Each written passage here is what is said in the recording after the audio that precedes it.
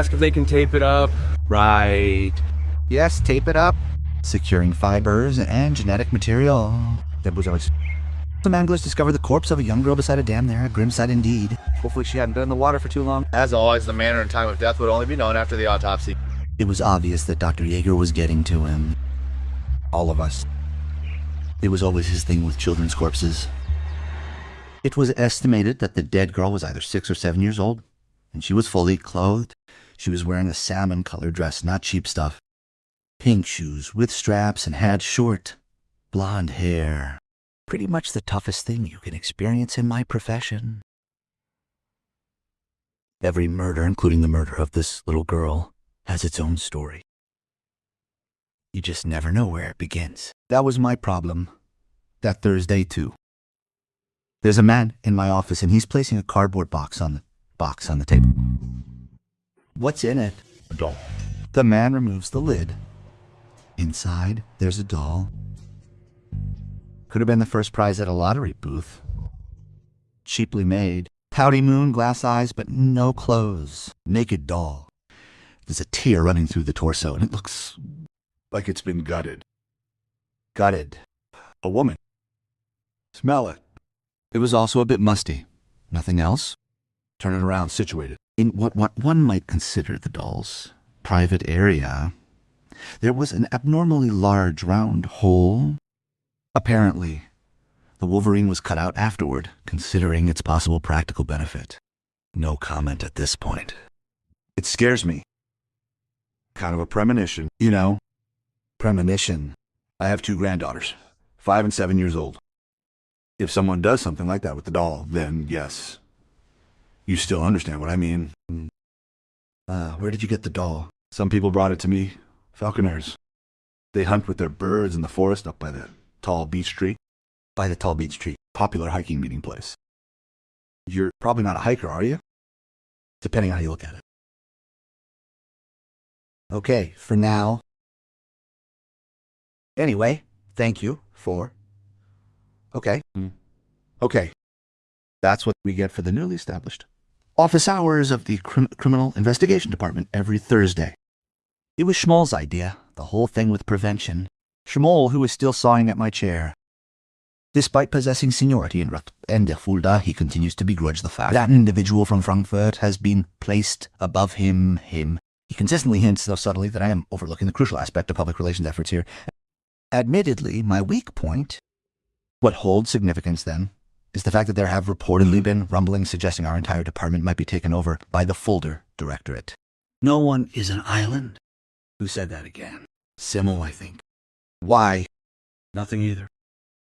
I often just spend a little time thinking about this and that whenever I have some free time.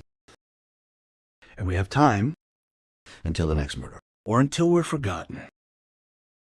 A huge, overgrown wall around us. Do you know the fairy tale of Thorn Rose and 1,000 Years of Sleep? Crime doesn't wait 1,000 years, Schmoll. Your word in God's ear, and that of Fulda headquarters. Mr. Neebe, it's essential we do something to stop Fulda from sucking us into its awful hole, otherwise we will vanish. That was his idea, sure. Schmoll de Nebeli lives in a nice house of his own here, and was naturally afraid of being transferred. And so, as I said, the idea of Schmolde came about for this public consultation hour, which was attended not only by notorious people, but also by people like this staid Mr. Sieber.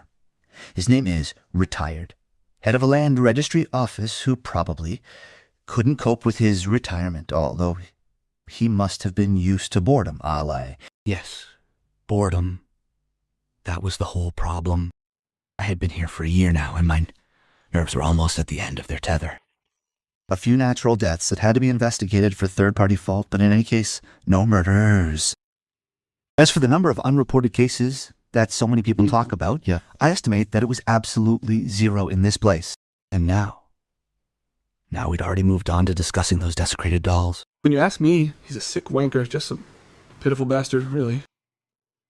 What was the messenger's name? Never mind. But look at him, he's sullen. In any case, the consultation hours are very well received. On that occasion, I felt compelled to make the observation that we should revisit the decision concerning the preventive consultation hours. That offended Schmoll. The As far as leisure is concerned, there are countless opportunities here. There was regularly a kind of ball for lonely hearts and canoe enthusiasts dancing in a cafe on the Fold. And that's why I once accepted the offer from Panzer, my young colleague, to accompany him on a run on the weekend. Are you serious? He shouldn't get too proud of his age. I was never good at cross-country skiing, but I'll leave them all behind in sprinting. Yeah, I'm just wearing the wrong shoes. Why are you standing there? Look at Shilter. That's the way to Hohe Boucher. But as far as I'm concerned, it's... Right. The falconers that the man from the land registry office had spoken of, and who had found the doll. They were standing in a meadow at the edge of the forest and were looking up like members of a model building club, watching their remote-controlled planes. A bird of prey circled in the sky, suddenly folded its wings, and swooped down like an arrow, but caught itself. Again did a circle, then flew very close to me in a low flying flight, something dangerous. As I felt the breeze, I landed, softly, with my claws fully extended upon a rabbit that continued to struggle for a short time. A strange-looking woman with a beret on her head. She approached the bird, made a few noises, something like phoebe, phoebe, and took the prey from the bird, from which a few rows of innards were hanging. The woman fed the bird directly from her hand. Once finished eating, the bird then settled gently onto her gloved hand, where she carefully placed a hood over it. A falcon? A hawk. A Harris hawk. Has a name? Yes. At least not Hanzig. I can see that. The way he kills his prey is quite subtle. What, quite subtle? He comes out of nowhere, and with one swift movement, he rips the heart out of its chest. Even a doll. If it has a heart, they've... Found the doll. Who do I have the honor of speaking to? Nibble. I'm in charge of the homicide squad here. My colleague Panzer. Homicide squad. Ah, yes. The woman is right. I'm making a fool of myself here. You make a fool of yourself when you have nothing to do. Her name was Mrs. Hagen. Her resemblance to Jean Moreau was striking. It was quite an unexpected encounter in the charming town of Rothenburg an der Fulda. In case you're interested, Mr. Nabi, Mrs. Hagen owns forests and her husband is an architect. Apparently they're getting divorced. When I met her a second time, it was at the Grethe bookstore. I thought I should look into birds of prey so I could contribute something meaningful to the conversation with Jean Moreau next time we meet. I have to admit that I was interested in the woman as a woman. Perhaps also because of her proximity to danger, to the handling of a weapon, since she used a bird of prey as a weapon. Perhaps I was primarily interested in this combination of danger and woman. The bookseller, Mr. Griffith, seems friendly. What, if any, specific reason, Mr. Nebel, today then? I had been to the bookstore several times before, so he knew me. Do you have anything on birds? On birds of prey? Birds of prey? Yes, in general. In general, you might find something there. He pointed me to a niche. There I was leafing through a bird identification book with the title, What's Flying There? When I saw her standing a few meters away from me. She was reading a book. As I approached her, apparently studying the spines of the books on the shelves, I saw the title of the book she was holding in her hand. Moby Dick. Normal women don't read things like that. That made her even more captivating to me. I considered whether to simply chance an encounter with her, or to declare my admiration for Melville by reciting the opening line on Moby Dick, call me Ishmael. I have a veritable arsenal of memorable opening lines at my disposal, meticulously crafted for just such a case. But I ultimately decided against that particular approach, feeling it would be far too clumsy and inappropriate as a first attempt at flirting. As I debated, she lifted her eyes and seemed to be pondering where she knew me from. Oh, the inspector's still hunting the doll killer, she remarked. Her tone laced with irony and sarcasm. I picked up on subtle enough. My suspicions are directed toward Harrison. He might have some quite unusual inclinations. Have you seen anything to suggest that, perhaps? Harris, on the other hand, is a woman, and women generally tend to have less unconventional leanings, wouldn't you agree? Oh yes, her manners are certainly quite refined. I had forgotten that little detail. Now tell me all about the hunt. Please, come along. I'm neither a vegetarian nor particularly sensitive. How about some coffee across the street, perhaps? No, thank you. She replied, quote, Bartleby. Bartleby, the writer. No, I'd rather not. That's also a character from Merville. Don't overexert yourself. It's not your fault. I just don't wanna, Men are out of the question for me at the moment. Maybe you can try again later. That was it. Clear message. There was nothing to be done. Possibly still a bit too soon for Lumvolt and Rodenberg on the folder, wouldn't you say? I bypassed the book about birds and went into my office instead.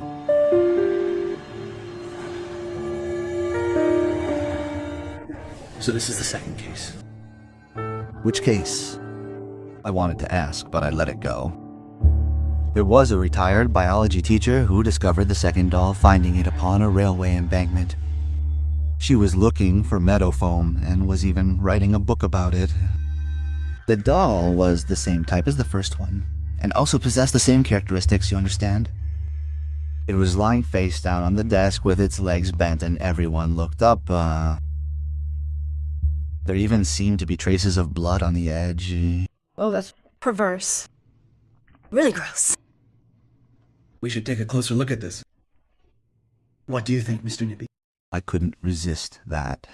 And so, we decided to send both the doll in question and the other doll from our storage area for a complete examination. This meant a forensic autopsy, of course. Of course, they also detected the presence of scrofula. What had my colleagues expected? On which island of the blessed did they live? Cindy was really upset. Listen, you have to catch this pig. Anyone who does something like that is also up to other things. Or do these gentlemen lack a dirty imagination?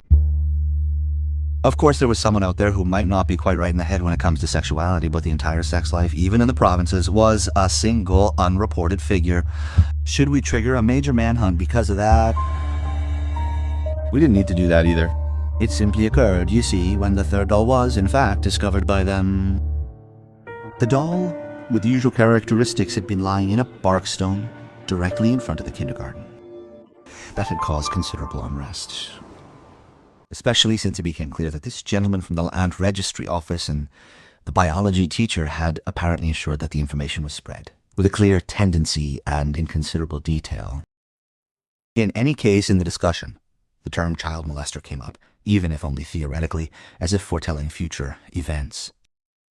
Things escalated pretty quickly, and as a result, I found myself sitting in front of a group of concerned parents to whom I was supposed to say something about it. Incidentally, I also spotted Mrs. Hagen Jean Moreau in the crowd. She seemed to be following my presentation with the utmost attention.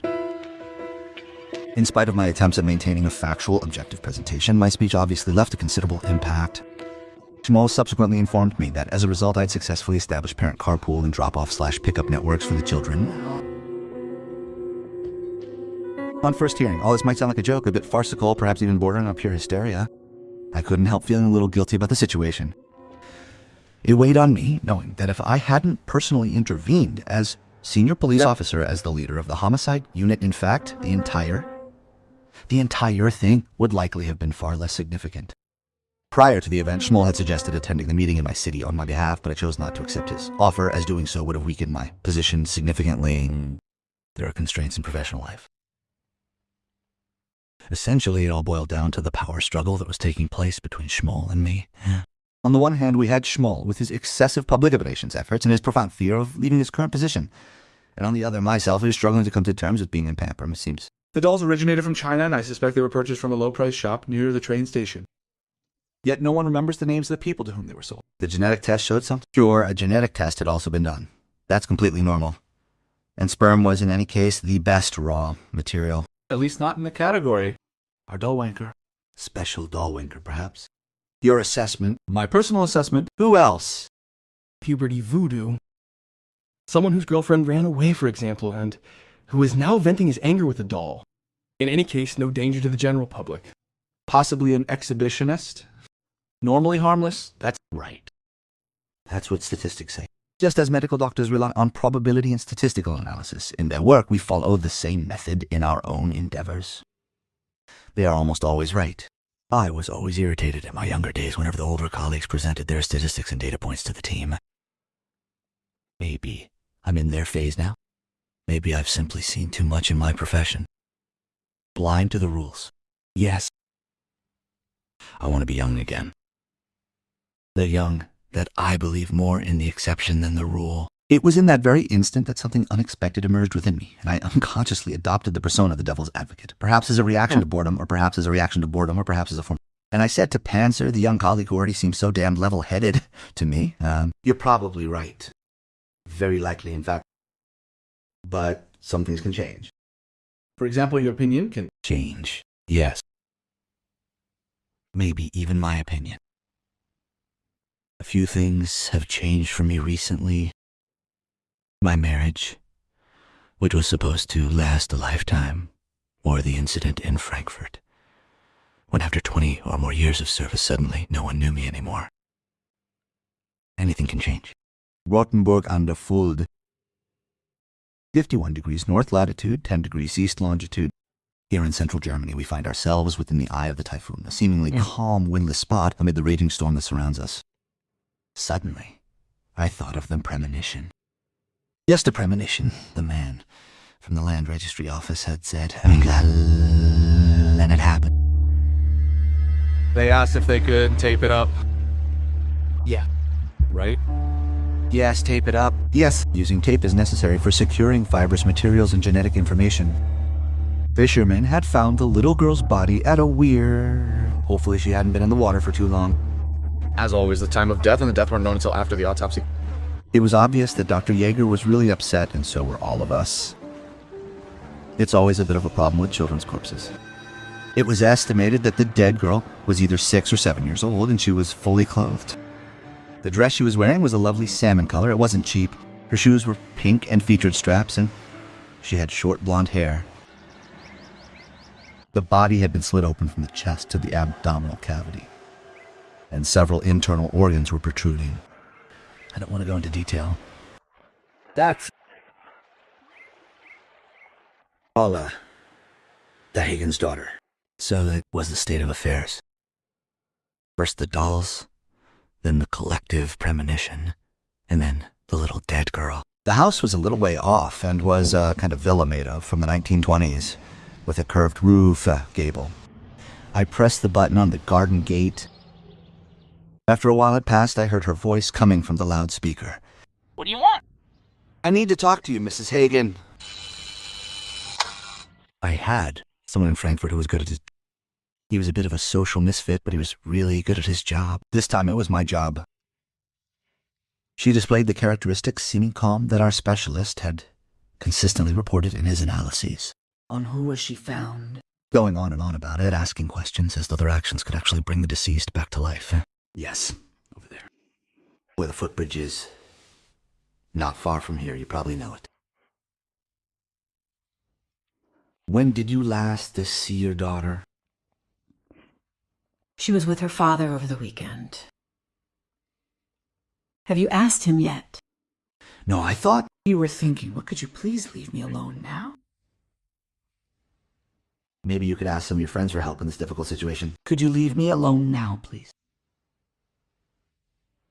Yes, of course, I left her alone. At least for the time being.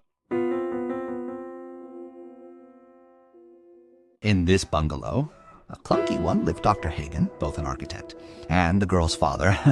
Positioned on a sloping hillside, the house appeared to be designed as a visual representation of his definitive break from his previous life with Mrs. Hagen.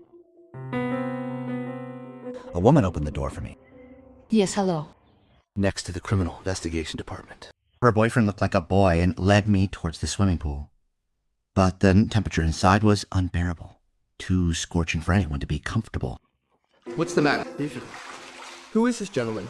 The gentleman is from the police. The moment I told him the news, he quickly dove beneath the surface of the water, feigning death, I guess it was about 1 to 2 minutes. Then he came back up and let out a primal scream. There's no other way to describe it. I don't know what our expert in Frankfurt would have said about it. To me, it was absolutely understandable, without a doubt, to feel something when I pictured the appearance of the small dead girl. Dr. Hagen answered my questions. Ethan, he held his hand. So your daughter spent the weekend with you? Yes, she did. She's here every 2 weeks. My wife and I are newly divorced. Custody is still up in the air, but at least for now, every 1 to 2 weeks. Amicably, if you understand. Paula's coming on Friday, and I'll be taking her back on Sunday. Normally, anyway. Yes. Normally, This time it was on Saturday. My girlfriend, and I had some plans for that Sunday, you see. A matinee. Maybe the child had ideas from the weekend.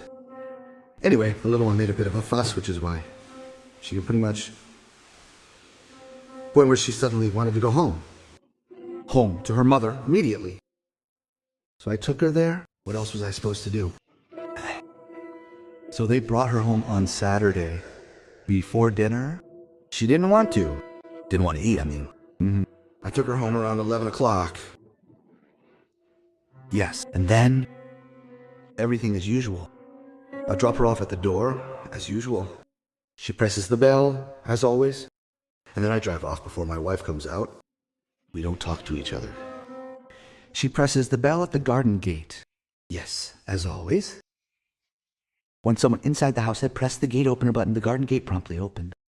Take, I said. Anyway, she walked through the garden to the front door, and I drove away. Yes. Thank you for now. Ichen brought me to the door. She had been silent the whole time. What was your relationship like with the little girl? Why do you ask? Why not? If you're interested, I think parents have to be consistent. Children need consequences. And they were missing. Consistency and love are not opposites. That is often misunderstood. From Dr. Hagen. He loved her with kindness. Find the pig. That's what I'm asking you to do. Find the dull murderer. Dull murderer. What kind of word? We first hear that word now. The information spread throughout the city and the entire region within a matter of days. Paula is indeed lying there like one of the dolls. Only not on our desk, but on the forensic pathology table. First comes the external autopsy. I've been present in many autopsies. According to the law, the documentation of this injury, a palm-sized hematoma, requires either the lead investigator, that's me, or a public prosecutor, either me or a public present. Hematoma is located on the right costal arch and on the cheekbone. Right side, hematomas. Blows. According to the color of the hematomas, a few hours before her death. It's not that precise. Can I continue? And that on the neck. What is that? Yes, very well observed, Mr. Nibble. Those are strangulation marks. We'll get there. Later when I can continue. Please. Continue. If you could briefly point out the cut that goes through half the body. Thank you. Fine. The very first thing was the cut. Offenbach's cut, the one he applied multiple times. Made several times. Yes, the perpetrator experimented a bit here. It happens often. A somewhat superficial cut measuring 20 centimeters in length is made along the left side at chest height. It runs parallel to the body's midline and extending into the upper abdominal region. Yes, not very deep. But it is enough to reach the internal organs, at least externally. How should I understand that? The perpetrator wanted to get to the internal organs? Sexual predators, especially fetishists, sometimes tamper with internal organs. Could I say him something new? If I would be permitted to continue afterwards. The cut was post-mortem. The child was already dead when it happened. At the end, Dr. Yeager specified that the real reason for the death was a standard, ordinary kind of strangulation. He said the probable time of death was Saturday around 10 o'clock, plus or minus 3 hours, because the child had been lying in the water. He was sorry. Water corpses are difficult. I'm sorry, too. Nevertheless, I now have a provisional time frame. Provided that Dr. Hagen delivered her at 11 o'clock on Saturday, then it necessarily follows that she was killed within the subsequent 4 hours. Almost forgot. It should also be noted that Dr. Yeager was able to rule out any instance of classic sexual abuse. And don't make things any easier.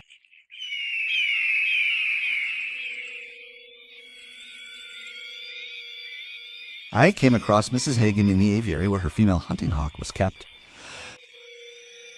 I have to make inquiries. The hawk is supposed to be at our work. The phone book only listed G. Hagen. I was hoping to find her first name there, but my hope was futile. She fed the bird with unappetizing-looking things. When exactly did her daughter arrive here on Saturday? I don't know. Otherwise she would still be alive.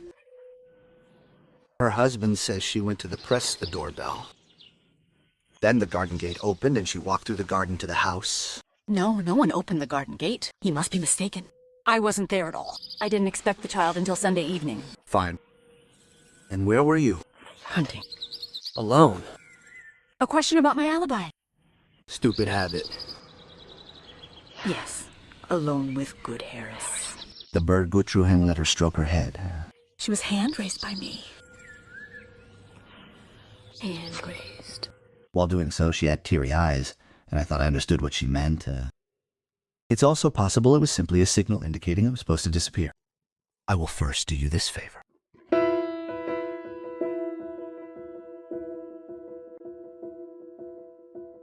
Involving Linda, the post person, she still does her rounds with the Zunderbeer. Connects me in a kind of wave friendship. That means we wave to each other when we see each other. This time she stopped. Host. No, I don't take mail, but Something else. An apartment is becoming available. Granny flat. Everything's fine. I checked her out. I don't know what she checked. But the fact is that I'm looking for an apartment.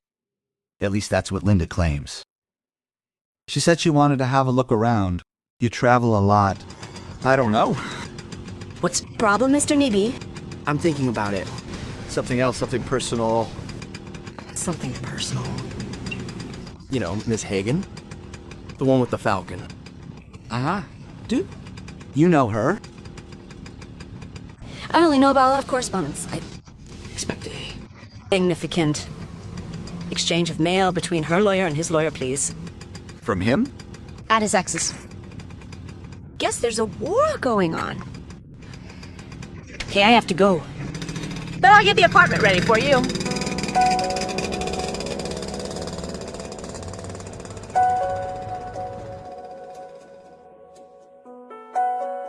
So it's about 4 hours. The girl rings the bell. It's opened from the inside. Dr. Hagen claims. And that means that the child was in her mother's care from that point on. And yes, that's what it means. But she says no. And until proven otherwise... Coffee, cookies, and the gentleman? I'll do everything I can to keep you fit. Thank you, Cindy. You can go home now. Just say, 1, get the guy. Guy? Yeah, don't you think so, Guy? Where did I end up here? surely you don't believe that. I actually didn't think so either. Still, it felt as if something wasn't quite right with that woman, with Mrs. Hagen. There were some words that had been spoken, but I just couldn't retrieve them from my memory. Debbie, I want to talk to you. The previous night, I found myself sitting in my best Western apartment. Yes, I'm still living there. I decided to look out the window, and I noticed a flock of birds circling above the house. I thought of Mrs. Hagen. Did you know that 80% of all child murders are committed by family members consumed by fear? Statistics. Shit statistics. And then I finally remembered her words. What had she said when we first met? I've said this before, but the sound of the words, or the lingering echo, can often guide me along certain paths, sometimes even into undesirable directions. At any rate, I became captivated by the sound of the words, and I found myself hearing them in my head. Absolutely. But it's fine, the way he kills his prey. Fine style. He comes out of nowhere, without a sound, and with one move, he rips the heart out of the chest. Even a doll. Provided she possesses a heart, please. Come in. Is there any new information? No, there isn't. Not yet. And why are you here? Do you want to hold my little hands? He rips the heart out of the chest. The hawk? Even a doll. You remember? If she has a heart. Yes, that's what I said. And what did you mean by that? None of her business. Maybe it's mine. Sometimes she had no heart. Then she was heartless. Heartless. And cruel. Heartless and cruel. She warned me that if you didn't do this or that, then she would stay with Dad, and furthermore, she would never return to you. Of course it's childish behavior. She suffered from our separation, and sometimes I hated her for it. Yes. And once I lost my nerve.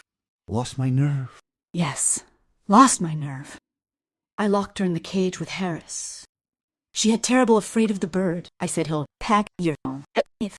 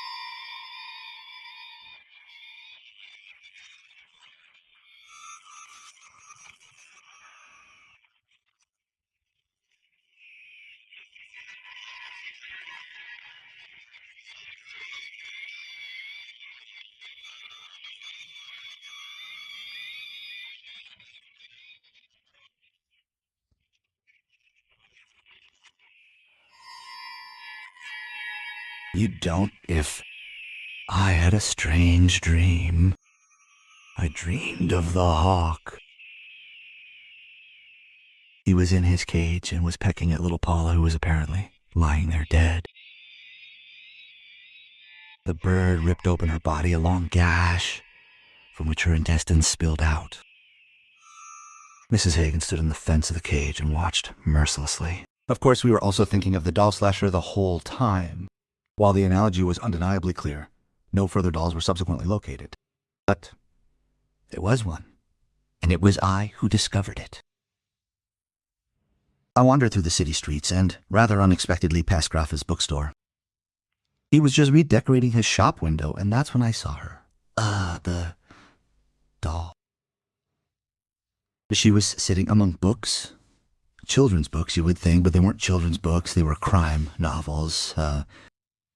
Sex and crime. Look at that Grafa.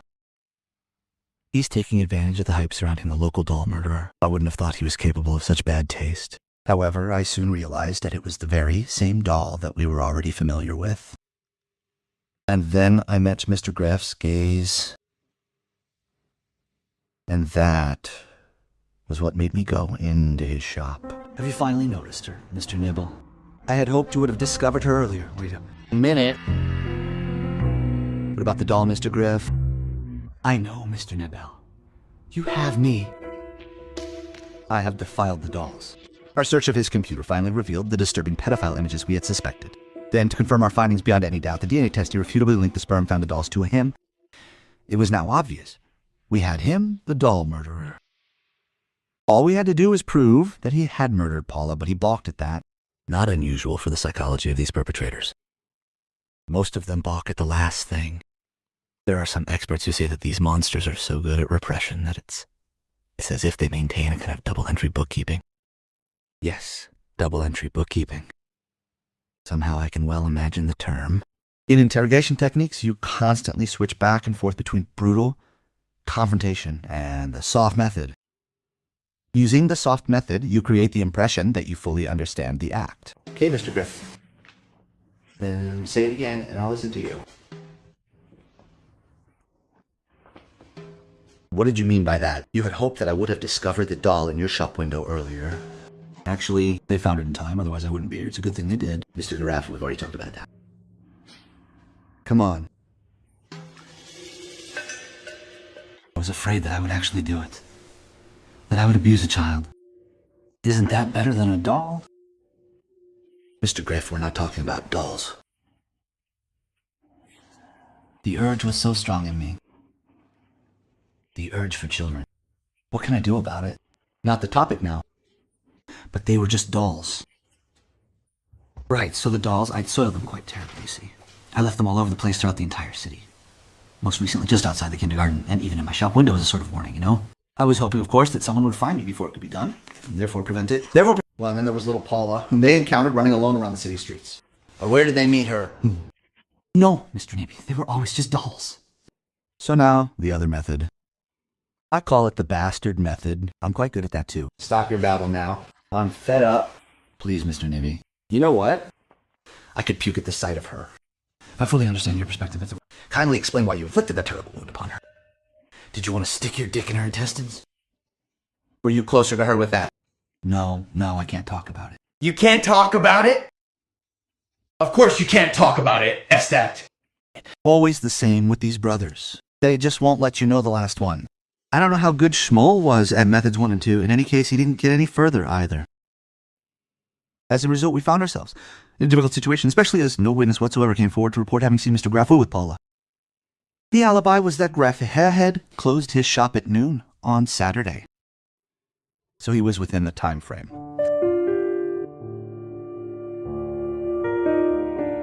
I was near the train station. There was supposed to be an apartment available. Linda insisted that I take a look at it. She apparently really wanted me to settle down here.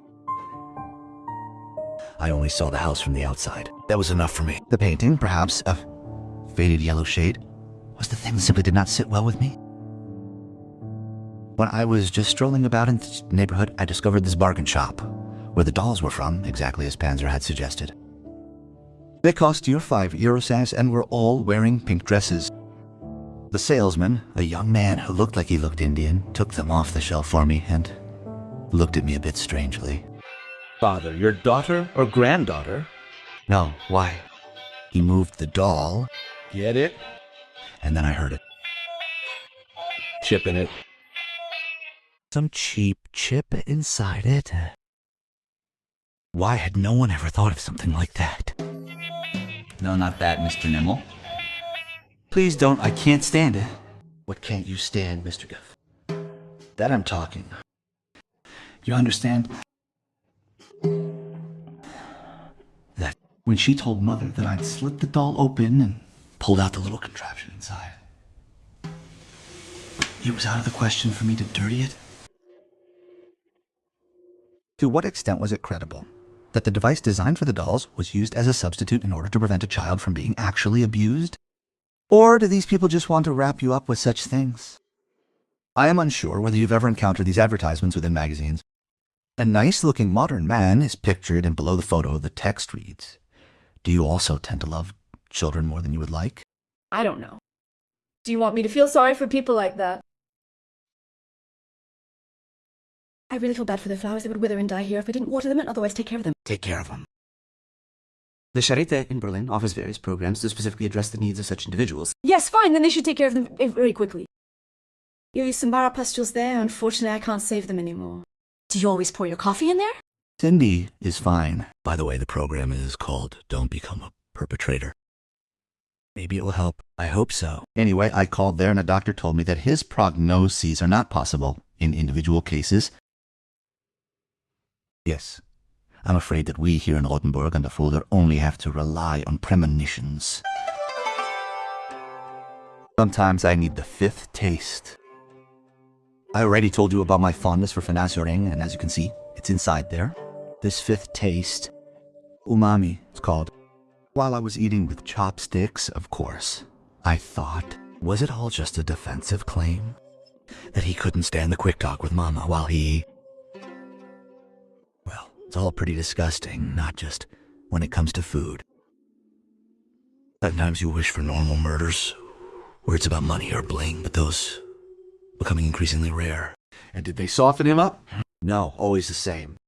He's claiming that he slashed the dolls open in order to rip out this mama chip that was inside them. It bothered him. Yes. Sensitive nature, the little guy. Maybe that's when he really got excited. Murderless while slitting open his dolls. The bastard. And then the little one came along and suffered for it. Quite possible that the little one knew Graphic. Maybe she had been to his shop with her mother once. After all, he also has children's books. Under those circumstances, gaining her trust would have been quite easy for him. Point is, what was his activity like after he closed the doors of his shop at 12 noon? Quarterly inventory, he says. Quarterly inventory? The time slot dead at 12 o'clock. And then black box. Not quite before that. For before that, we have two witnesses. Dr. Hagen and his partner. I don't think she likes children. Well, that's an excellent motive for murder. Well, who knows? Oh! Yeah, who knows? I want to know everything that happened that Saturday. Everything. The smallest detail. So now for an on-site inspection. On-site inspection? Yes, we'll do an on-site inspection, and we'll start with the morning, because every day starts with the morning. Pouting. Well said.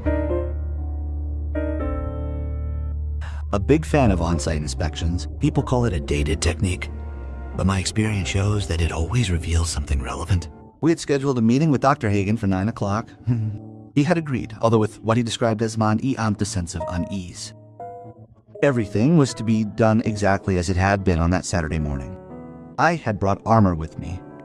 4 eyes see more than 2. Any more juice? No, not for me, thanks. Unfortunately, there was only raspberry juice, but she didn't drink anything else in the morning. Mrs. Mueller, too, had offered her help and had prepared the breakfast, the very same one that she'd served the girl on the Saturday morning. That's right. They had found raspberry juice in her stomach. No solid food at all. I had made her some scrambled eggs. Uh-huh. Yes, but she didn't eat anything. And you, Dr. Hagen?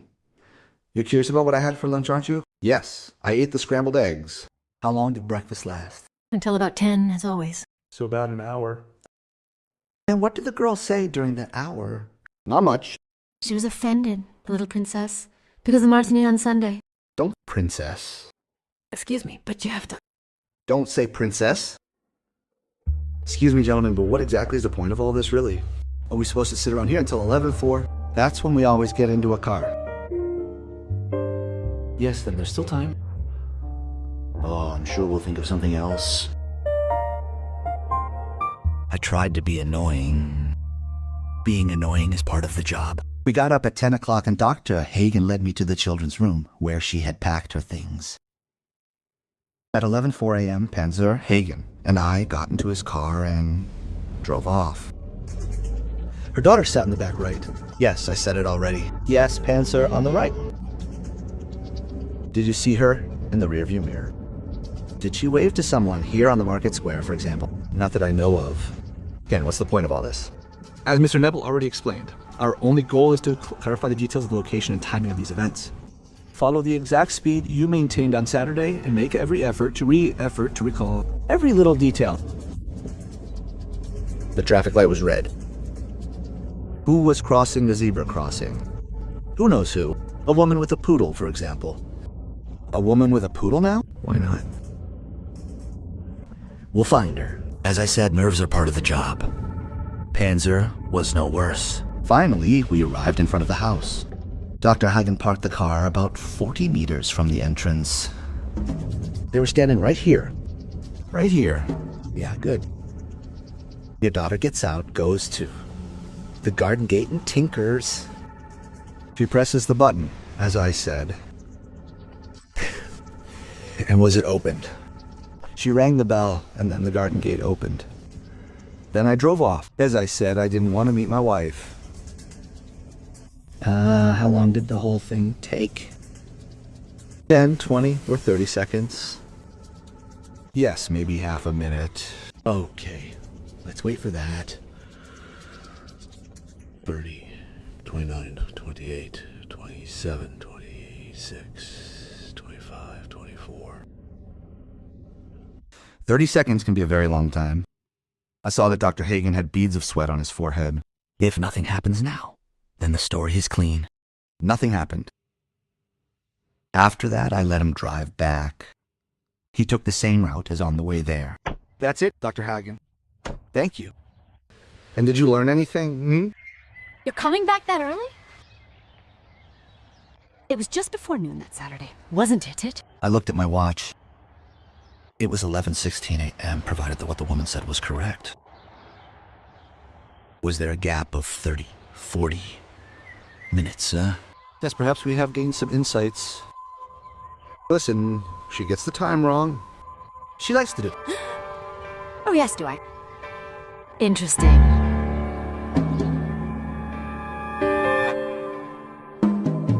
For the following day, I scheduled a meeting in my office with both of them to finalize the minutes as agreed upon. That's why I planned to let things ferment a bit more the following day, because...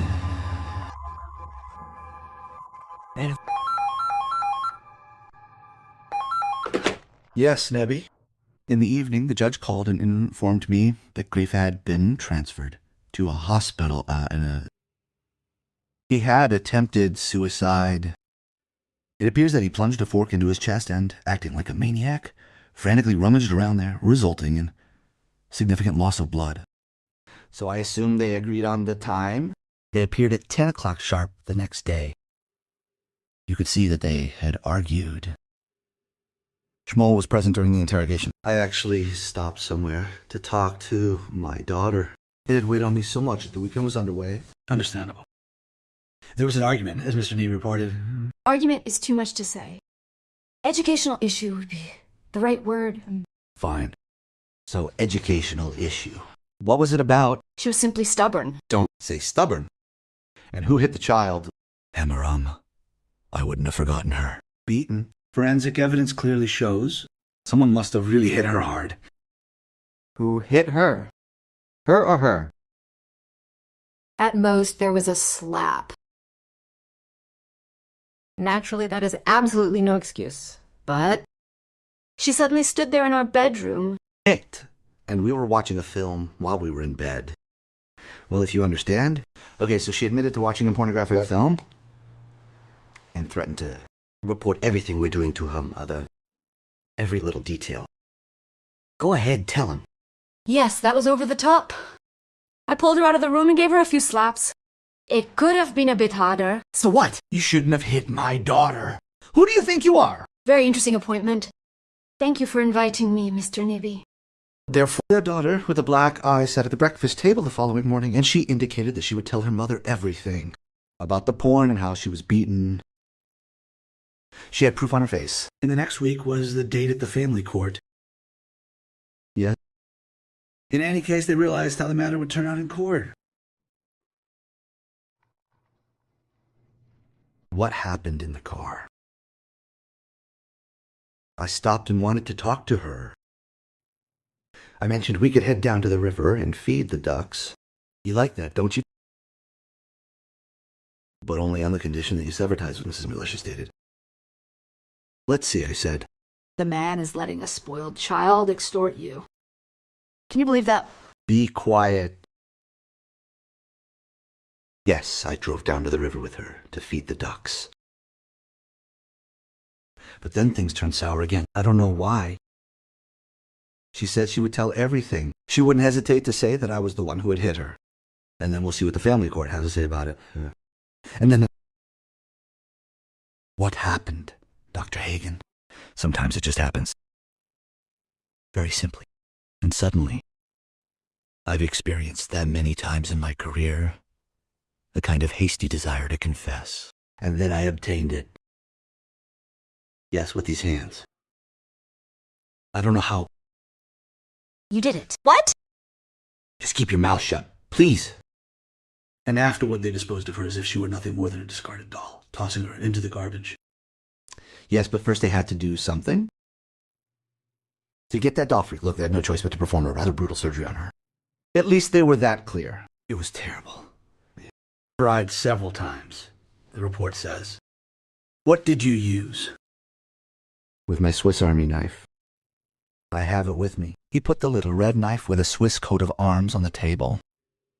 It looked completely harmless. Tell me that it's not true. Now, none of us will get her. An almost classic sentence. The evidence wasn't as clear. Traces of blood and genetic material were found on the blade of the knife. And we found tire tracks belonging to Dr. Hagen's car was parked in a sparsely populated area on the folder, above the dam.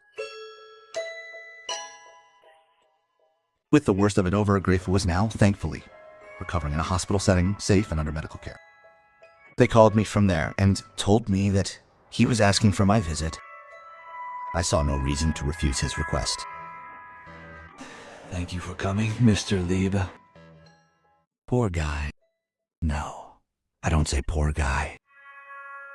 He was hanging onto tubes and cables and looking into my eyes. Tried to... out of my chest. I told him to stop ripping my heart out. I gave him the address of the Charité and wished him all the best. I don't know if I'll try Jean Moreau again. Maybe not. But I'll definitely move. I need a permanent place to stay. After all, I'm not just passing through.